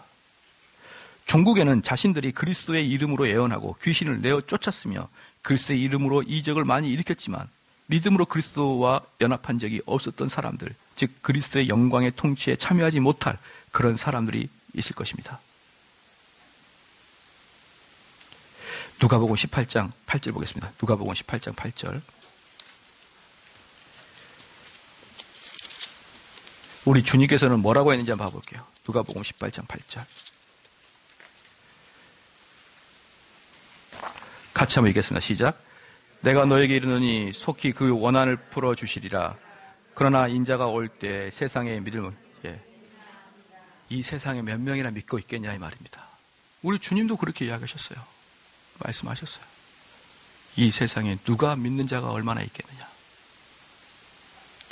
그러니까 우리는 기본적으로 머릿속에 구원받는 자는 극히 소수다라는 걸 딱 머리에 두고 있어야 됩니다.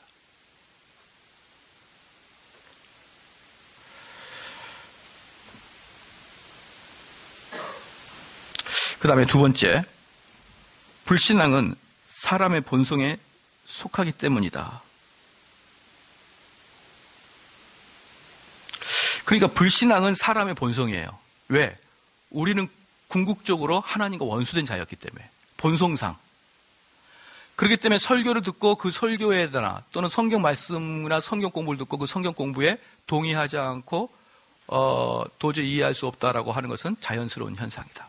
그것을 왜 이해를 못할까라고 생각하는 게 아니고 오히려 그게 자연스러운 현상이다. 왜?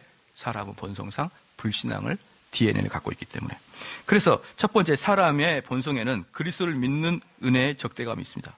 사람은 자연 상태에 있을 때에는 하나님께 지속적으로 저항하기 때문에 하나님의 계시를 신뢰할 본성적 성향은 조금도 없습니다.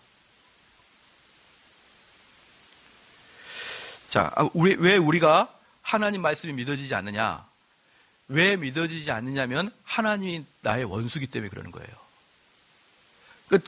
당신은 자기는 몰라요. 자기는 몰라. 그런데 이 본성이 나는 하나님과 원수되어 있는 자이기 때문에 하나님 말씀을 듣고도 그 말씀대로 살면 내가 죽어버릴 것 같다는 느낌이 든단 말이에요. 나하고 친구가 아니고 나랑 연합전선이 아니라 나랑 등 돌리고 있는 자이기 때문에 저 사람이 나한테 사기치고 있는 것 같다. 그러니까 쉽게 말하면 뭡니까? 목사가 설교하게 되면 그건 목사니까 그렇게 하는 이야기고 실제적인 사회에 나가면 못해. 그렇게 이야기하는 사람 많잖아요.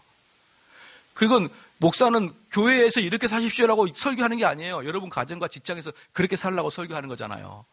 그런데 사람들은 대번에 현장에 나가면은 그렇게 살 수 없고 그렇게 살 수 있는 사람은 오직 목사만 그렇게 살 수 있어. 이런 반감을 가지고 있단 말이에요.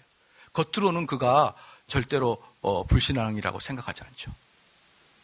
그러나 참된 믿음은 뭡니까? 여러분 하나님이 전능하신 걸 믿으시죠? 근데 그 하나님의 말씀을 순종하게 되면 그 하나님 우리를 힘들게 할 것 같냐고요. 이렇게 해도 열심히 돌아가서 또 다시 원상복귀죠. 아무리 이야기를 해도. 뭐 한두 번 속은 거 아니지 않습니까? 왜? 우리는 본성상 불신앙자니까. 하나님과 대적되어 있고 원수된 자이기 때문에. 그래서 많은 사람이 그래요. 목사님, 왜 저런 설교 들을 때 실천이 안 될까요? 여기까지 막 말이 나오는데 꼭 참고 있는 게 너 불신앙이라서 그래. 너 믿음이 없어서 그래. 너 안에 성령이 없어서 그래. 이렇게 말을 해줘버리면 너무 사색이 되잖아요. 그렇게 말을 못하지만 왜 실천이 안 되겠습니까? 정말 여러분들이 만약에 정말 높은 대통령이 여러분에게 이거 가져가서 해라. 그럼 내가 너한테 후원을 많이 해줄게. 그럼 불철주야 할 거 아닙니까? 정말 높은, 눈에 보이는 정말 높은 사람이. 그냥 눈에 보이지도 아니한 하나님이 성경 말씀을 이렇게 하니까 마음에 동요가 되냐고요? 안 되죠. 그냥 그것은 목사들이나 하는 소리고 현실에서는 그건 불가능하고 이렇게 얘기해요. 저희 교회가 부흥이 많이 돼야 돼요. 아시죠? 왜? 제가 목사님한테 이야기하면 그럼 목회가 돼? 항상 묻거든요. 정대호 목사 그렇게 하면 목회가 돼? 항상 물어요. 그럼 돼 이렇게 이야기하죠. 뭐 다르게 할 건 없잖아요. 돼. 예. 그런데 여러분 또 현장에서 말씀을 살아야 돼요. 말씀대로 사니까 되잖아 보여줘야 되는 거예요. 아시겠죠? 그것은 여러분들이 다른 사람에게 이 말씀이 진리라는 것을 여러분 마음으로 증명을 해줘야 되는 거예요. 몸과 마음으로. 자, 봅시다. 그래서 우리의 본성적 교만은 우리의 첫 반란 행위의 어리석음에 대해 우리 자신에게 책임을 돌리기를 거절하는 것이죠. 이사야서 49장 보겠습니다.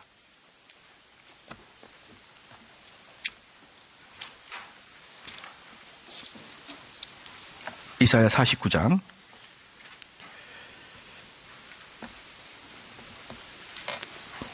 7절 말씀 다 같이 한번 읽겠습니다. 시작. 이스라엘의 구속자, 이스라엘 거룩한 자이신 여호와께서 사람에게 멸시를 당하는 자, 백성에게 미움을 받는 자, 관원들에게 종이 된 자에게 이같이 이르되 너를 보고 열왕이 일어났으며 방백들이 경배하리니 이는 너를 택하신 신실한 나 여호와의 이스라엘의 거룩한 자를 인함이라. 자, 보십시오. 그 자가 어떤 자입니까? 백성들에게 멸시를 당하고 미움당하고 종된 자들이죠. 미움을 받는 것이죠. 우리 예수 그리스도는 본성상 사람들이 미워하는 자이기 때문에 사람의 본성이 그렇답니다. 그렇죠? 그다음 이사야서 1장 2절입니다. 참 이런 걸 이런 말씀을 보면은 참, 이게, 참, 이 세상에서 목회하는 게 참 힘들구나. 이 세상에서 성도 한 명 얻는 게 정말 어려운 일이구나. 그렇죠. 그래서 존 낙스가 엘리자베스 여왕에 뭐라고 했습니까? 나는 100만 군대보다 기도하는 존 낙스 하나가 더 무섭다. 그렇게 이야기하는 거예요. 왜? 성도가 그렇게 두려운 존재예요. 한 명의 성도는요, 한 명의 루터를 어떻게 당해냅니까? 어마어마한 사람들이죠. 어마어마한 사람들. 1장 2절 말씀. 1장 2절 시작. 하늘이여 들으라, 땅이여 귀를 기울이라. 여호와께서 말씀하시기를 내가 지식을 양육하거늘 그들이 나를 거역하였다. 씁시다. 그들은 하나님의 명령을 부인한다. 거역한다. 하나님의 명령을 응답하지 않는다. 그렇게 쓰십시오. 응답하지 않는다. 응답하지 않아요. 왜? 가짜 같으니까. 가짜 같으니까.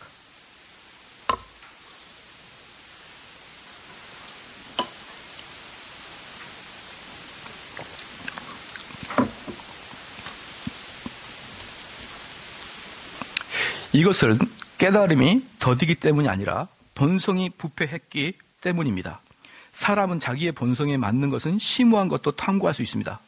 사람은 그리스도의 진리를 믿기보다는 차라리 그로 말미암아 고통을 감수하기를 원하는 것이죠. 무슨 말입니까? 자기 마음에 맞으면 깊이 연구할 수 있어요. 그렇죠. 밤새서도 합니다. 근데 안 하고 싶은 것은 진짜 죽었다 깨어나도 안 하고 싶은 게 인간이잖아요. 여기 우리 주먹 한번 해보실래요? 성경에 있다가 밤새 보신 분 있어요?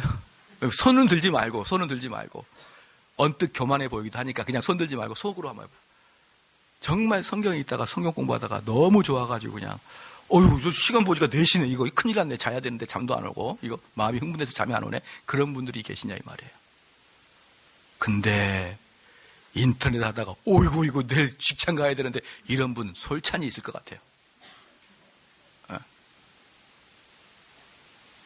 하나님께 물어볼게요. 우리가 마음으로도 죄를 품으면 죄죠. 그렇죠?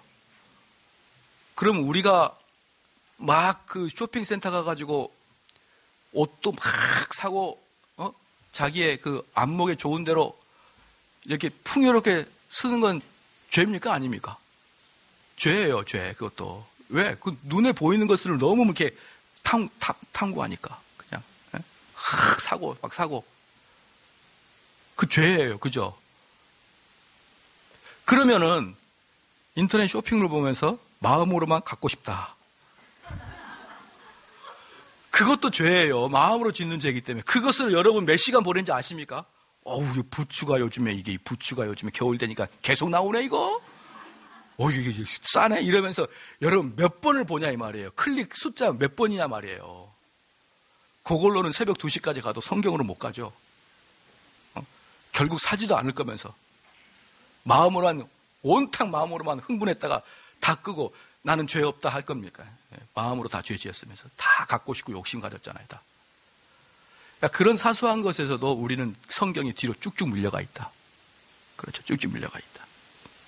그렇죠.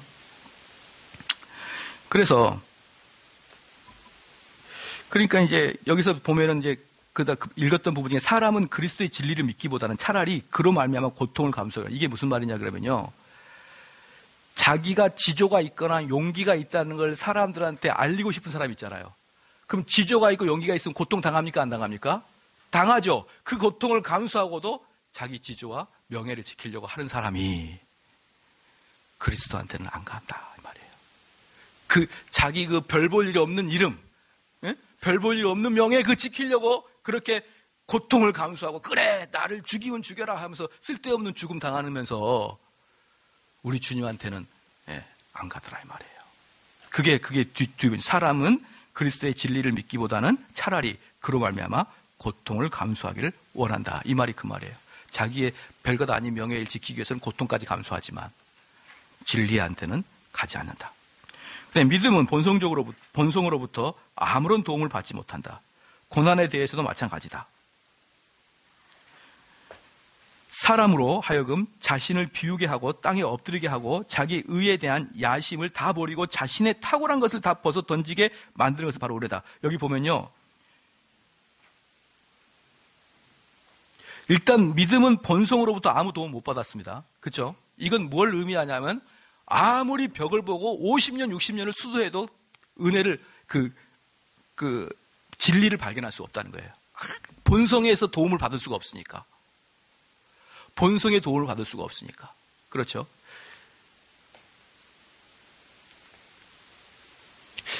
그렇죠. 본성의 도움을 받을 수가 없으니까 아무리 그 사람이 자연적인 상태에서 도를 쌓고 인생을 수십 년 살아서 인생의 희로애락을 다 겪어도 은혜에 대해서는 요만큼도 몰라요. 진리에 대해서는 요만큼도 모른다는 것이죠. 아시겠죠? 그 얘기입니다. 본성의 도움 못 받는다는 거. 두 번째는 이게 중요합니다.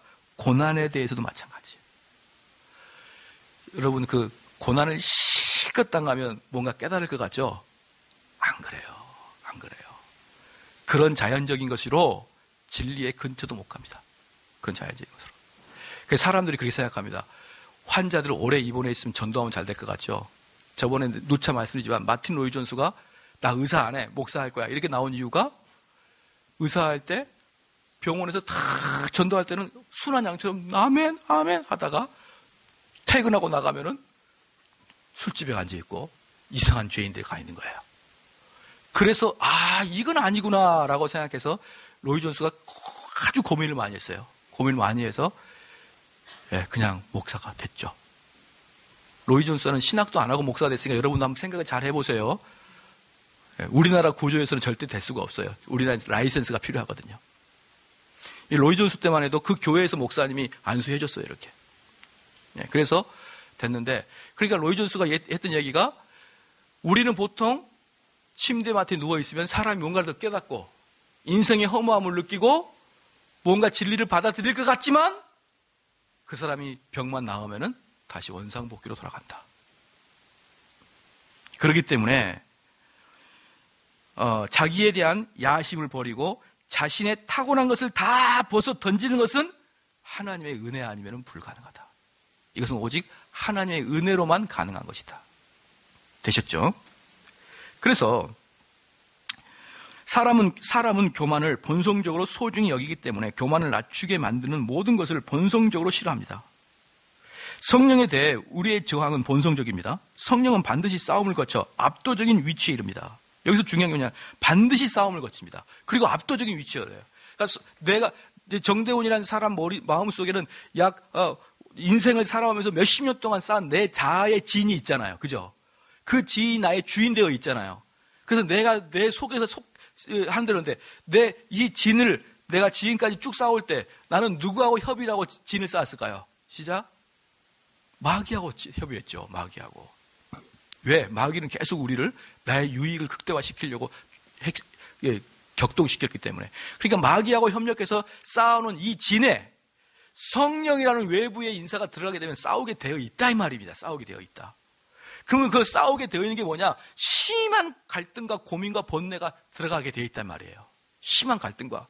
그래서 바울이 그렇게 자기가 정말 하나님을 위해서 일한다고 생각했는데 다메섹 도상에서 그게 아니었다고 한순간에 바뀌는 순간 식음을 전폐하잖아요. 이게 무슨 일이야 이게 무슨 일이냐. 식음을 전폐했듯이 내가 일생일대를 살아오면서 이게 진리고 이렇게 살아야 행복하게 살고 이렇게 사는 게 인생의 성공하는 삶이야라고 싹 살아오다가 성령이 들어와서 그거 다 가짜야 딱 그래버리면 막 살기가 싫은 거예요. 살기가. 내가 지금까지 신앙생활을 뭘 한 거야. 한숨 나고 살기가 싫어요. 그리고 성령에서 싸우는데 잘 들어보십시오. 나중에 어떻게 됩니까? 압도적으로 성령이 이기는 거예요. 압도적으로. 이게 무슨 말인지 아십니까? 내 안에 성령이 오래 있다고 하면서 맨날 성령 이겨먹는 사람 있죠? 오늘도 성령님 내가 이겼네요. 이런 사람 있잖아요. 성령님 이렇게 살려고 그러는데 나는 또 이렇게 성령님하고 반대로 살았네요. 이렇게 하잖아요. 성령이 없다는 뜻이에요. 그게. 왜? 성령이 있는 자는 그를 압도적으로 이기니까. 왜? 성령은 하나님이고 우린 인간이잖아요. 야복강가에서 천사가 야곱의 환도뼈를 쳐버리잖아요. 아무리 야곱이 늘어져도. 근데 야곱이 끝까지 붙들었는지 모르겠어요. 제일 환도뼈 한번 부러져 봐야 온몸에 힘이 풀린 걸 알죠. 그렇죠. 그래서 야곱이 하나님의 천사에게 푹 주저앉고 항복한 거예요. 항복. 우리는요, 하나님 못 이깁니다. 근데 하나님이 우리를 두렵게 해서 압도적으로 한 게 아니라 기쁨과 즐거움으로 우리를 압도적으로 이겨버려요. 그럼 나중에 어떻게 됩니까? 성령이 원하시는 대로. 성령이 원하시는 게 뭐죠, 아까? 말씀이 원하시는 대로 살아가는 거예요. 말씀이 원하시는 대로. 말씀과 성령은 하나니까. 말씀과 성령은 동전의 양면이니까. 언젠가 말씀드렸는데 옛날에 그 순복음교회가 한참 70년대, 80년대 막 부흥성장할 때 제가 80년대 중반에 순복음교회를 한번 가봤어요. 하도 크다 그래가지고 탐방. 깜짝 놀란 게 뭐냐면 엘리베이터 딱 타고 문이 열리는데 그 장충 체육관만큼 운동 그런 게 깜짝 놀랐어요. 거긴 박수를 치면 박자도 안 맞아요. 너무 많아가지고 짜작짜작 그래요 막. 근데 그들이 기도할 때 놀랬습니다. 장로교를 다니다가 거기가 얼마나 놀랍니까? 막 그 엄청 성령 집회를 하는 거예요. 성령 집회를 하다가 딱 성령 집회 끝나면은 사람들이 다른 박질하기 시작합니다. 다른 박질 왜 할까요? 거기 앞에 버스들이 은평 가는 거, 논산 가는 거 막 40m 서 있거든요. 자리 맡으려고. 그 기도할 때는 뭐고? 절대로 양보하지 않겠다. 그 마음은 뭡니까? 도대체가 이해할 수 없는 현상들이 발생하는 거예요. 거기에 잘못하면 깔려주고요. 하도 뛰어가지고 사람들이 그 문에. 너무너무 놀라요. 왜 사람들이 뛰는지 나도 뛰었어요. 뛰다 보니까 버스들이 쫙, 이게 버스 타는구나. 나는 마을버스 나는 시내버스 타고 가야 되는데 괜히 뛰었네. 그랬었어요. 사람이 뛰니까 뛰게 되더라고, 나도 모르게. 그건 뭐예요? 이거 뜨겁게 성령 받은 건 뭐고, 남한테 1%도 양보하지 않겠다는 마음은 뭡니까? 언밸런스잖아요. 가짜잖아요, 가짜. 성령은 말씀대로 살고자 하는 마음이 생기는 거예요, 말씀대로. 그렇죠. 그래서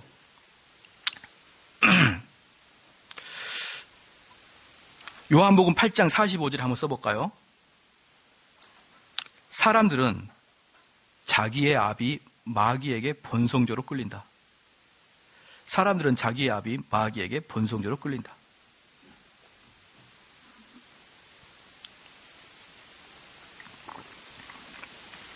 사람들은 자기의 압이 마귀의 말에 본성적으로 끌린다.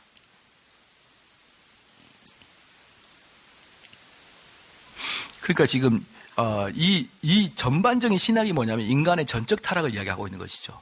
그렇죠? 인간의 전적 타락을 이야기하는 거죠. 그러면 알코올 중독자에게 만약에 너 술 끊어라. 그러면 그 알코올 중독자는 자기의 인격을 모멸한다고 생각하는 거예요. 그러니까 죄인들에게 너는 그거 죄를 끊어야 돼 라고 제가 여러분과 1대1로 만나지 않아도 이렇게 1대 다수로 공중에다 이야기를 해도 여러분들은 1대1로 듣기 때문에 저 목사님이 나를 향해서 공격한다라고 생각을 하게 되는 것이죠. 저는 절대로 여러분의 인격을 공격하지 않았잖아요. 무엇이 죄고 우리 인간의 죄가 어떻게 있는 것만 이야기했잖아요. 그런데 사람들은 저거 나 공격한다 이렇게 느껴요. 왜 그럴까요? 그 죄 뒤에 누가 있으니까? 나의 압이 마귀가 있으니까. 자기 아버지를 공격하니까. 아, 기분 나빠. 내가 기분 나쁘기도 안 했는데 기분 나쁘다고 하는 거예요. 그렇죠? 딱 잡아서 박권사님 이러면서 그 사람을 공격한 게 아님에도 불구하고 대중한테 이야기했어도 불구하고 아, 왜 저 사람은 나를 기분 나쁘게 하지? 왜 난 신경질 나게 하지? 라고 하는 이유가 나를 잡고 있는 아비가 있다.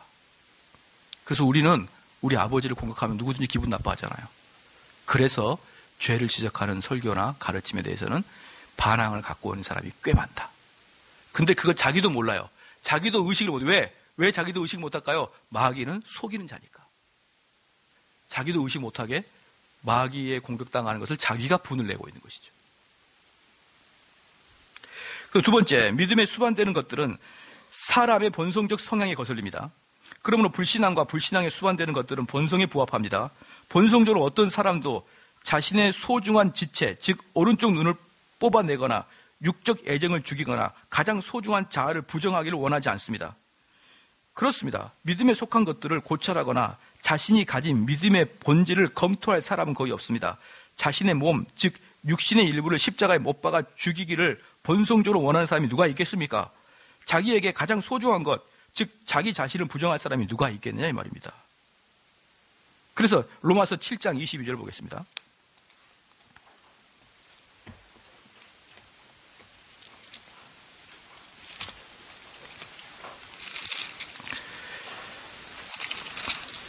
같이 한번 읽겠습니다. 시작.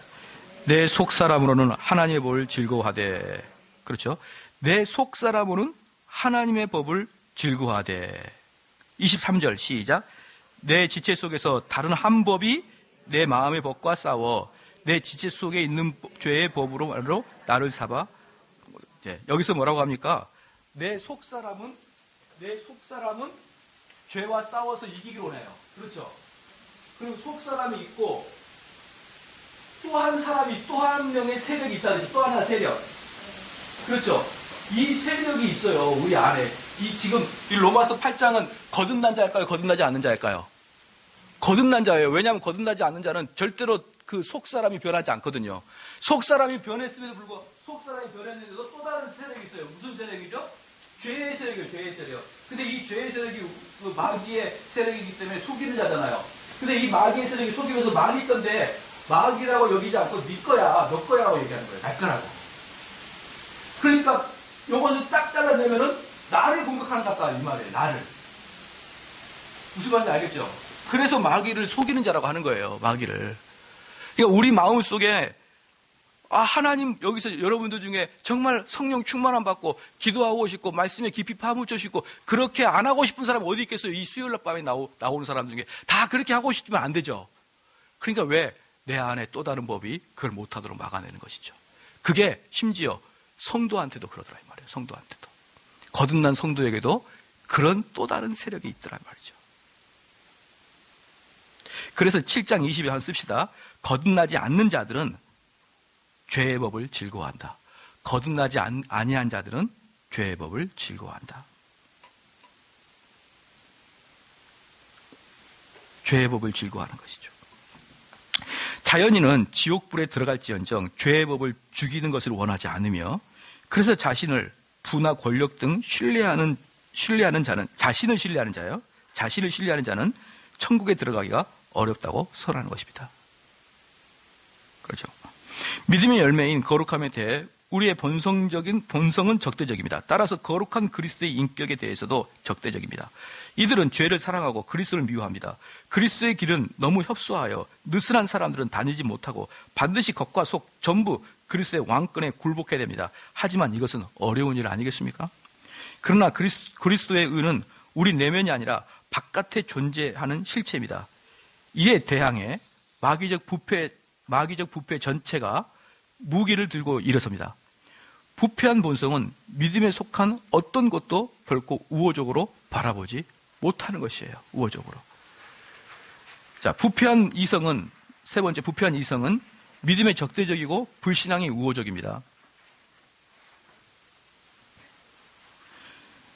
자, 부패한 이성이죠. 처음에는 부패한 그 감각입니다. 감각. 부패한 감각은 처음에 했던 감각이고 이제 두 번째는 부패한 이성이에요. 사람에 있어 믿음의 발판이 마련되기 이전에는 이성이 최고 원리입니다. 이성은 일체의 행동을 관장합니다. 따라서 이성의 주권성을 손상시키려는 것에 반대합니다. 이성으로 오랫동안 반그리스도의 정서를 굳건히 만들어 놓은 것을 진이라고 합니다. 고린도후서 10장 보겠습니다.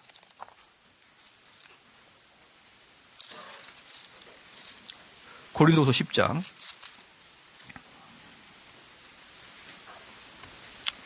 4절 5절 봅시다.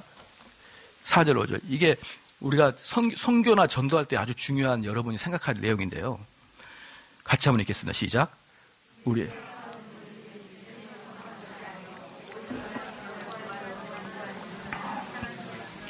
모든 이론을 파하며 하나님 아는 것을 대적하여 높아진 것을 다 파하고 모든 생각을 사로잡아 그리스도에게 복종하여니. 저 봅시다. 견고한 진이라 그랬죠. 견고한 진을 파하는 강력이라 그랬죠. 그러면 견고한 진을 무엇으로 팔까요? 견고한 진을 무엇으로 파괴시킬까요? 그건 이론으로 파괴시키는 이론. 왜? 5절 말씀에 모든 이론을 파하며. 그러니까 견고한 진은 뭐냐면 여러분 속에 있는 세속된 이론입니다. 세속된 생각, 세속된 마인드. 그걸 뭘로? 또 다른 이론으로 파헤쳐버리는 거예요. 압도적인 복음의 이론으로. 그러니까 그래서 성경 공부가 중요한 거예요. 여러분 성경 공부를 가볍게 여기면 안 됩니다. 성경 공부는 여러분 속에 있는 마귀를 공격하는 거거든요.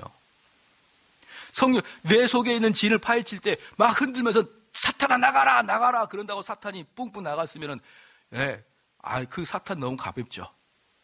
그 사탄의 진을 파헤치는 것은 뭡니까?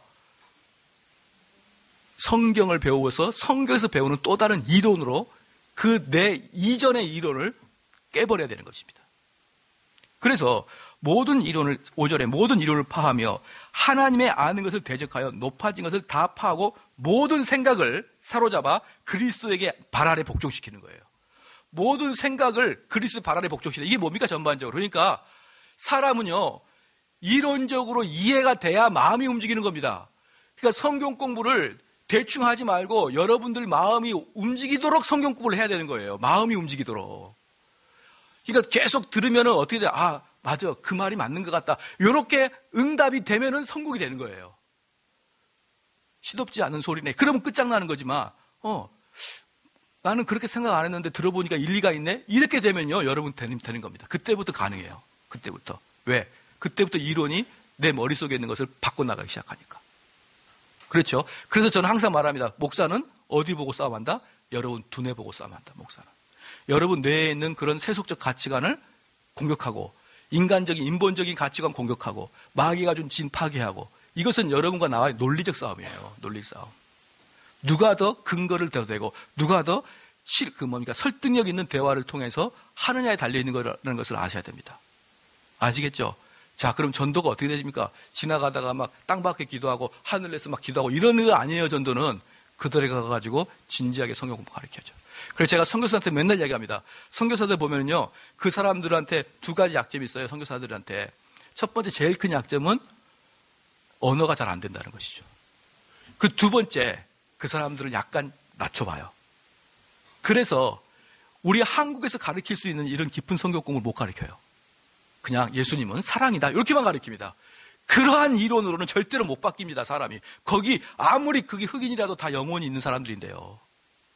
그 영을 바꾸기 위해서는요, 압도적인 이론을 가지고 가야 돼요. 압도적인 이론을 가지고. 그래서 제가 그 선교사한테 그랬어요. 이렇게 그냥 주일학교 가르치지 가르치지 마라 이렇게. 그러면 언어가 안 되는데요.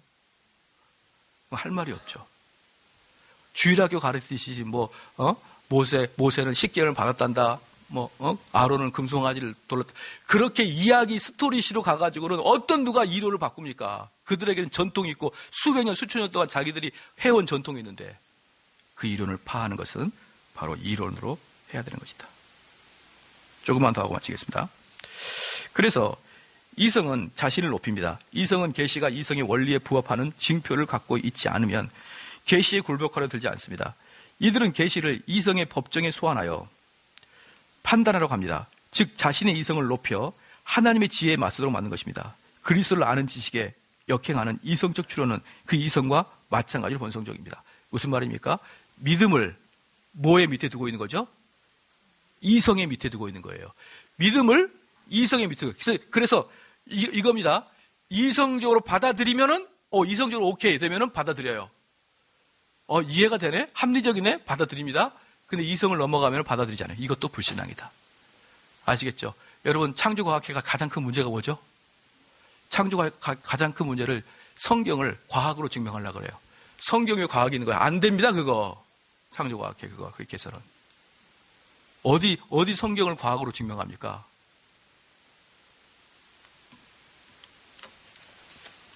제가 창조과학회는 그래서 못마땅해요. 그렇게, 신앙은 그렇게 하는 게 아니에요. 그분들 제가 옛날에 크리스마스 때 저한테 핸드폰이 왔어요. 어디 교회, 저 별로 좋아하지 않는 저기 서빙고 어디에 있어요.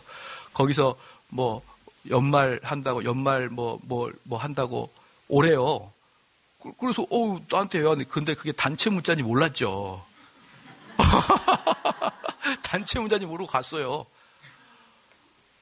갔더니 과학자들인데 얼마나 기가 죽은지 그냥 그들의 대화는 알아들을 수도 없고 그들의 어떤 그 걸음걸이와 언행은 도저히 따라갈 수 없는 그런 너무 럭셔리해서 그때부터 안 좋아하기 시작했는데 어쨌든 그렇게 신앙은 그렇게 여유롭고 그런 것이 아니에요. 신앙은 정말 살과 피가 떨어지고 피가 나고 고름이 째지고 막 이런 현장이 신앙인 것이지, 그렇게 그 탁상공론하고 있고, 저는 정말 그건 신앙이 아니라고 봅니다.